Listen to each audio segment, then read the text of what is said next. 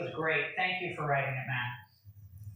Thanks for having me. I appreciate it. And they praise the director of Cuties as some sort of feminist icon, but the left doesn't seem at all concerned with the well-being of the next generation of women. What kind of effect will these hypersexualized films have on these little girls and the culture at large? Here to help us understand this, Cynthia Garrett, founder of Cynthia Garrett Ministries, who works with a lot of young women, and the author of I Choose Victory. Cynthia, I actually thought the film wouldn't be as bad as people were saying. I thought, oh, people must be, but I watched it, the entire thing today. And I had to keep turning it off when I heard my kids coming down the hallway. I didn't want them to even come near what I was watching. Your reaction to what you're hearing about this?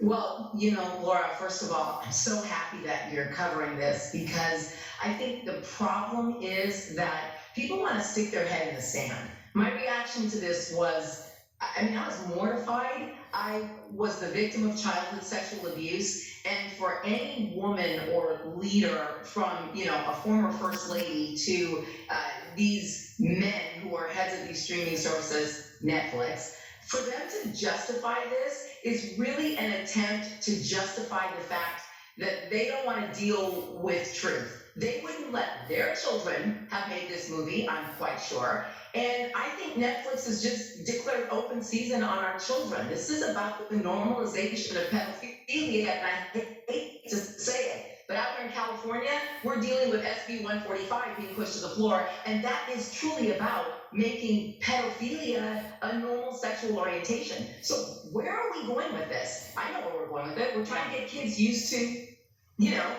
minor attracted persons, MAPS, this whole new category of what you call grown-ups who are attracted to children.